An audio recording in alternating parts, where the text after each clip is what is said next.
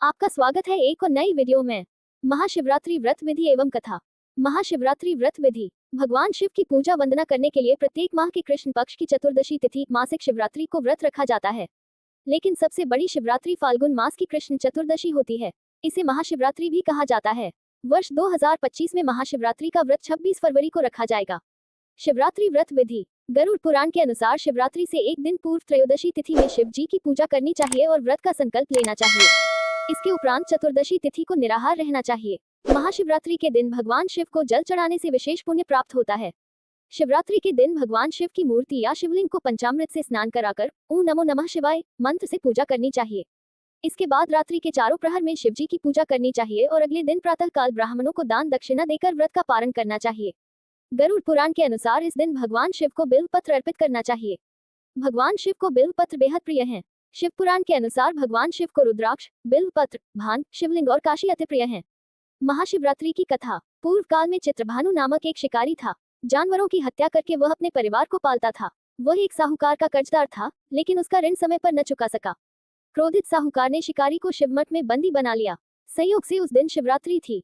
शिकारी ध्यानमग्न होकर शिव संबंधी धार्मिक बातें सुनता रहा।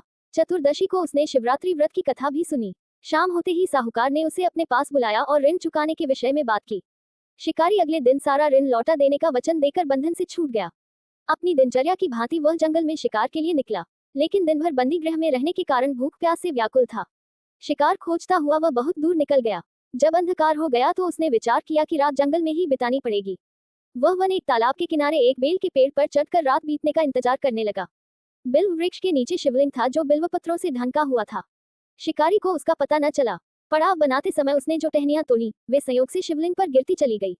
इस प्रकार दिन भर भूखे प्यासे शिकारी का व्रत भी हो गया और शिवलिंग पर बिल्वपत्र भी चढ़ गए।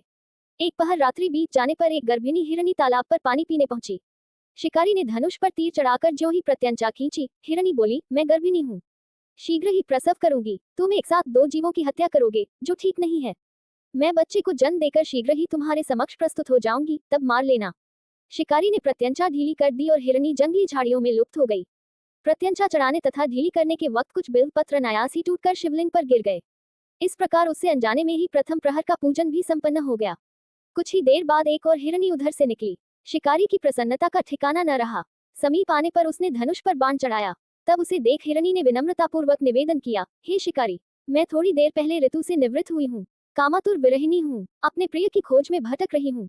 मैं अपने पति से मिलकर शीघ्र ही तुम्हारे पास आ जाऊंगी। शिकारी ने उसे भी जाने दिया। 2 बार शिकार को खोकर उसका माथा ठनका। वह चिंता में पड़ गया। रात्रि का आखिरी पहर बीत रहा था। इस बार भी धनुष से लगकर कुछ बेलपत्र शिवलिंग पर जा गिरे तथा दूसरे प्रहर की पूजन भी संपन्न हो गई। तभी एक अन्य हिरनी अपने बच्चों के साथ उधर से निकली। शिकारी के लिए ये स्वर्णिम अवसर था। उसने धनुष पर तीर चढ़ाने में देर नहीं लगाई। वह तीर छोड़ने ही वाला था कि हिरनी बोली, हे शिकारी, मैं इन बच्चों को इनके पिता के हवाले करके लौट आऊंगी। इस समय मुझे मत मारो। शिकारी हंसा और बोला, सामने आए शिकार को छोड़ दूं, मैं ऐसा मूर्ख नहीं। इससे पहले मैं 2 बार अपना शिकार खो चुका हूँ। मेरे बच्चे भूख प्यास से व्यग्र हो रहे होंगे। उत्तर में हिरनी ने फिर कहा, जैसे तुम्हें अपने बच्चों की ममता सता रही है, ठीक वैसे ही मुझे भी। हे शिकारी, मेरा विश्वास करो, मैं इन्हें इनके पिता के पास छोड़कर तुरंत लौटने की प्रतिज्ञा करती हूँ। हिरनी का दीन स्वर सुनकर शिकारी को उस पर दया आ गई। उसने उस मृगी को भी जाने दिया। शिकार के अभाव में तथा भूख प्यास से व्याकुल शिकारी अनजाने में ही बेल वृक्ष पर बैठा बेलपत्र तोड़ तोड़कर नीचे फेंकता जा रहा था। पौ फटने को हुई तो एक हृष्ट पुष्ट मृग उसी रास्ते पर आया।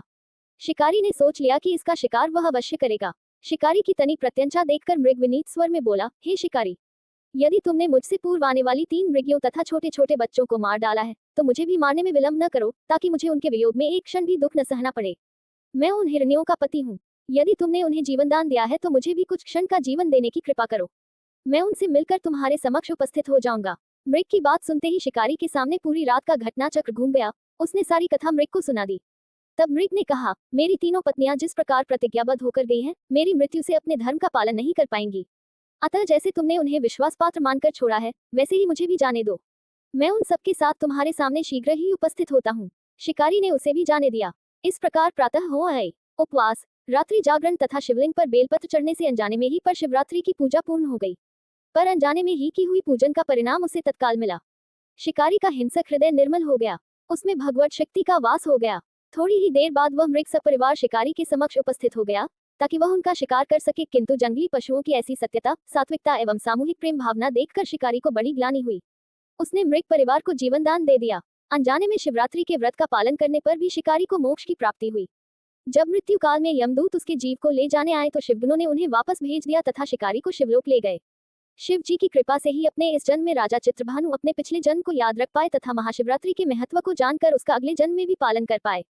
शिव कथा का संदेश। शिकारी की कथानुसार महादेव तो अनजाने में किए गए व्रत का भी फल दे देते हैं, पर वास्तव में महादेव शिकारी की दया भाव से प्रसन्न हुए। अपने परिवार के कष्ट का ध्यान होते हुए भी शिकारी ने मृग परिवार को जाने दिया। ये करुणा ही वस्तुतः उस शिकारी को उन पंडित एवं पुजारियों से उत्कृष्ट बना देती है जो कि सिर्फ रात्रि जागरण, उपवास एवं दूध, दही एवं बेलपत्र आदि द्वारा शिव को प्रसन्न कर लेना चाहते हैं। इस कथा में सबसे महत्वपूर्ण बात यह है कि इस कथा में अनजाने में हुए पूजन पर विशेष बल दिया गया है। इसका अर्थ यह नहीं है कि शिव किसी भी प्रकार से किए गए पूजन को स्वीकार कर लेते हैं अथवा भोलेनाथ जाने या अनजाने में हुए पूजन में भेद नहीं कर सकते हैं। वास्तव में वह शिकारी शिव पूजन नहीं कर रहा था। इसका अर्थ ये भी हुआ कि वह किसी तरह के किसी फल की कामना भी नहीं कर रहा था।